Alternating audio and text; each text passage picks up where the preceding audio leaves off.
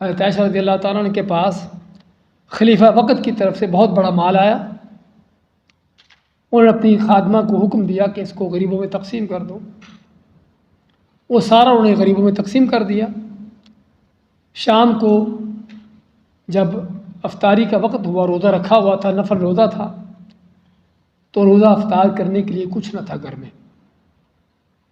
دیکھیے کہ جب مال کی ہوس دل میں نہیں ہوتی تو انسان کا حال کیا ہوتا ہے. اتنا بڑا مال آیا، گھر میں کچھ بھی نہیں ہے، سوچا بھی نہیں اس میں کچھ رکھنے کا، تو افطاری کے لیے کچھ نہ تھا. تو خادمہ نے کہا کہ افطاری کے لیے تو کچھ بھی نہیں ہے، اور آپ کے پاس اتنا مال آیا تھا، آپ کم از کم افطاری کے لیے کچھ نہ کچھ خرید لیتی. حضرت عائشہ نے کیا فرمایا کہ اگر تم یاد دلاتی تو کچھ نہ کچھ لے لیتے ہم. یعنی ان کے جملے سے ہم کو کیا معلوم ہوتا ہے کہ اس بات کا کوئی فکر ہی نہیں کہ میں نے افطاری کرنی ہے، شام کو کچھ کھانا ہوگا مجھے، اس کے لیے مجھے کوئی ضرورت ہوگی. یہ ہے ان کا حال.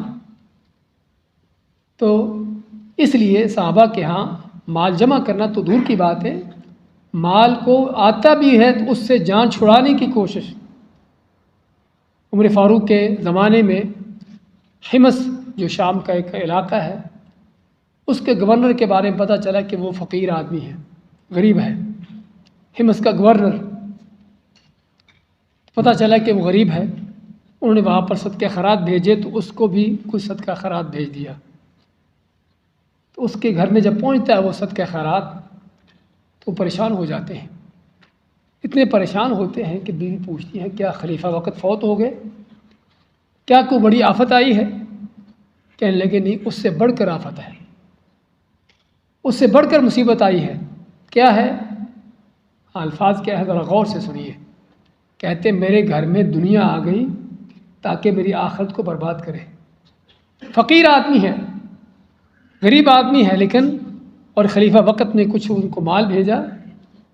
کہتے میرے گھر میں دنیا آ گئی تاکہ میری آخرت کو برباد کرے. تو بیوی کی تربیت بھی اسی ایمان پر تھی. کہتی کہ اس میں فکر مند ہونے کی ضرورت کیا ہے، مال اٹھاؤ غریبوں کو تقسیم کر دو، بات ختم ہو جائے گی. تو یہ تھا ان کا حال. تو علامہ آتا ہے کہ یہ جو بد اخلاقی بد کرداری کس کے اندر پیدا ہوتی ہے؟ الذی جمع مالا، مال جمع کرتا ہے، اور جمع کرنے تک صرف نہیں بلکہ وعددہ، اس کو گن گن کے رکھتا ہے.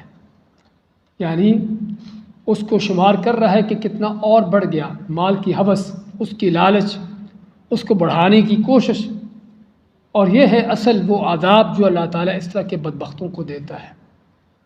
تو سورۃ توبہ میں اللہ نے 2 جگہ ذکر کیا اس چیز کا کہ ان منافقوں، کافروں، بے دینوں، فاسقوں، فاجروں کے مال دولت دیکھ کر آپ کو کسی طرح کا تعجب نہ ہو، کسی آپ حیرانگی میں نہ پڑو کہ اللہ کے دشمنوں کے پاس اتنا مال.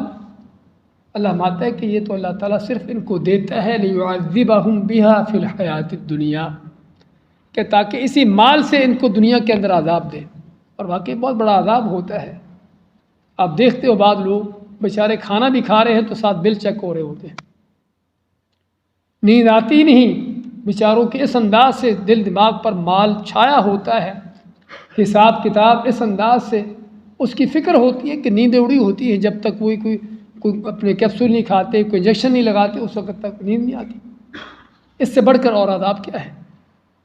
حالانکہ مال دنیا کے وسائل اللہ نے پیدا کیے انسان کی خدمت کے لیے، لیکن کسی کی بدبختی یہ ہوتی ہے کہ انسان ان کا خادم بن جائے، بجائے اس سے خدمت کروانے کے مال سے خدمت کروانے کے بجائے مال کا خود خادم بن جائے، مال کا خود جو ہے اس کا غلام بن جائے.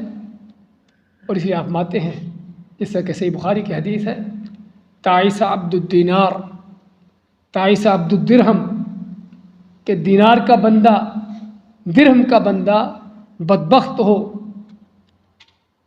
آپ کی بد دعا بھی ہے اور آپ کی طرف سے خبر بھی ہے ایسے لوگوں کے لیے کہ جو مال کی ہوس رکھنے والے ہیں، حتیٰ کہ درہم دینار کے بندے بن جاتے ہیں، اس کے پجاری بن جاتے ہیں. تو علماء فرماتا ہے الذی جمع مالا وعددہ، یہ مال جمع اور کر کے اور گن گن کے کیوں رکھتا ہے؟